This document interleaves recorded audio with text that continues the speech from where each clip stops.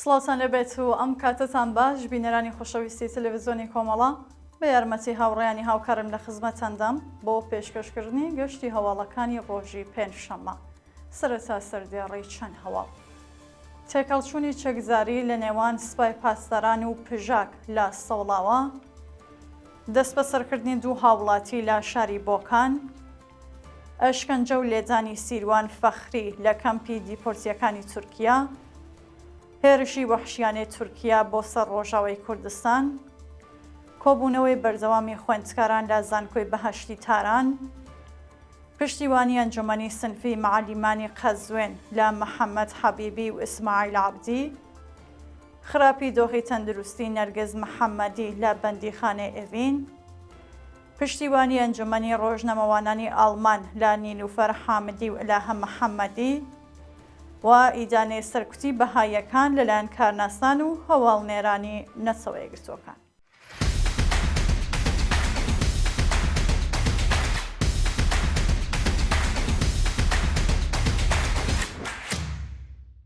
درێژە هەواڵەکان. تێکەڵچوونی چەکزاری لە نێوان سوپای پاسداران و پژاک لە سەوڵاوە.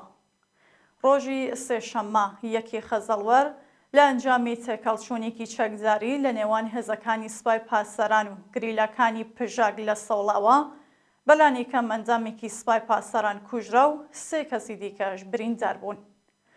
بە پێزانیاریەکان ڕۆژی سێشەممە هێزەکانی سوپای پاسداران لە گوندی دێوەزناوی سەر بە شارستانی سەوڵاوە گەماروی تیمێکی پژاکیان داوە و تێکەڵچوون لە نێوانیاندا هاتۆتە ئاراوە. لە ئەنجامیەوە پێکدادانەدا ئەندامێکی سوپای پاسداران بە ناوی محەممەد ئەحمەد پور کوژراوە و 3 کەسی دیکەش بریندار بوون.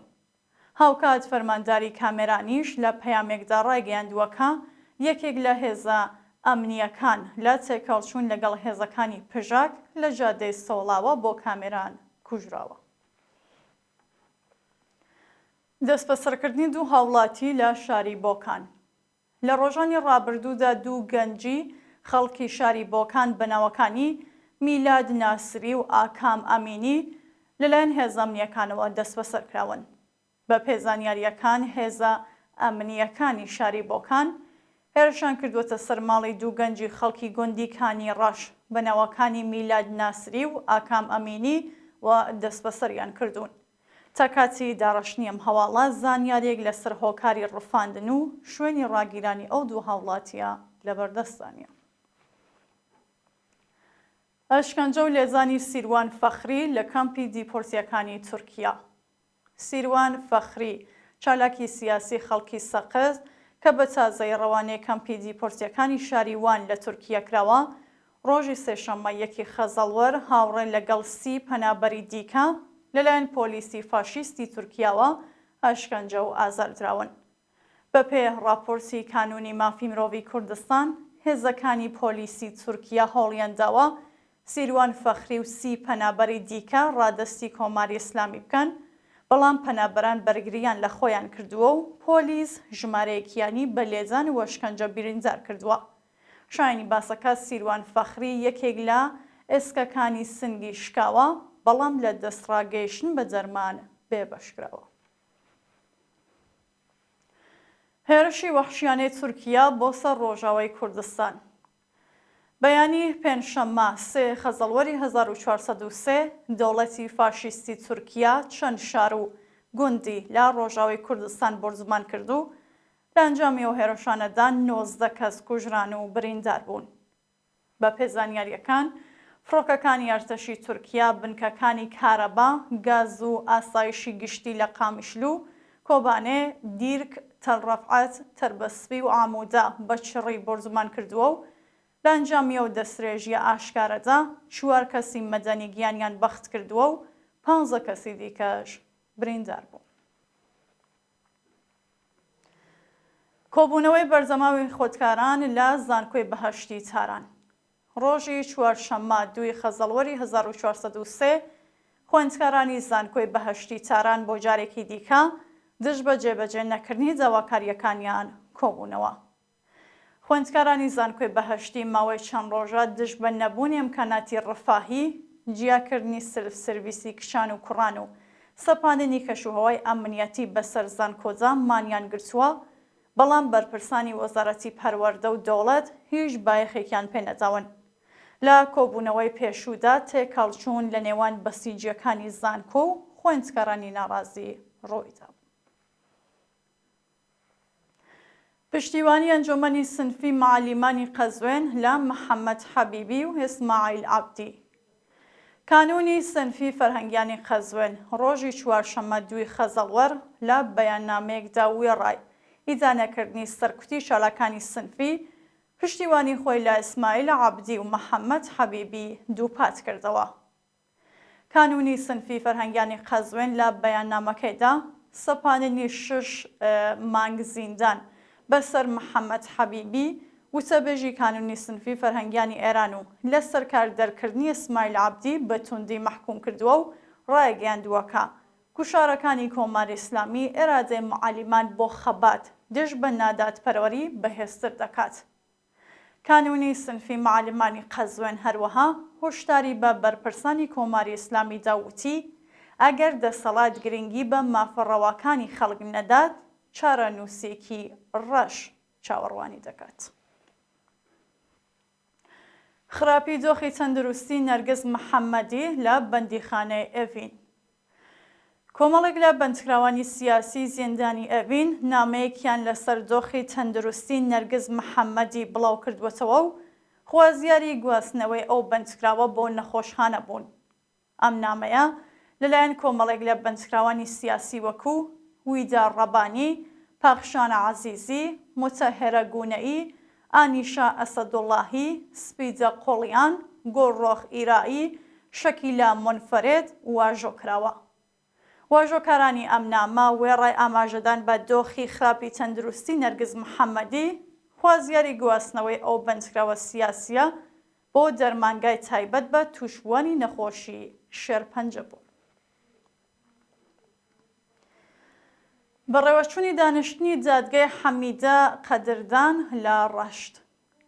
ڕۆژی چوارشەممە 2 خەزەڵوەری 1403 جەلەسەی دادگاییکردنی حەمیدە قەدردان چالاکی مەدەنی خەڵکی ڕەشت لە لەقی 3 دادگای ئینقلابیە و شارە بەڕێوەچوو. بە پێزانیاریەکان حەمیدە قەدردان بە ئەندامبوون لە گروپە ئۆپۆزیسیۆنەکانی وڵات، هاندانی خەڵک بۆ توندوتیژی، ئەژماع و تەبانی دژ بە ئەمنیەتی وڵات و تەبلیغ دژی نیزام تۆمەتبار و جاجگای کراوە. جێگەی ئاماژەیەکە ئەو چالاکە مەدەنیە پێشتریش 2 جار دەست بەسەر و بەدەنانی وەسێقە لە زیندانی لاکانی ڕەشت ئازاد کرابوو.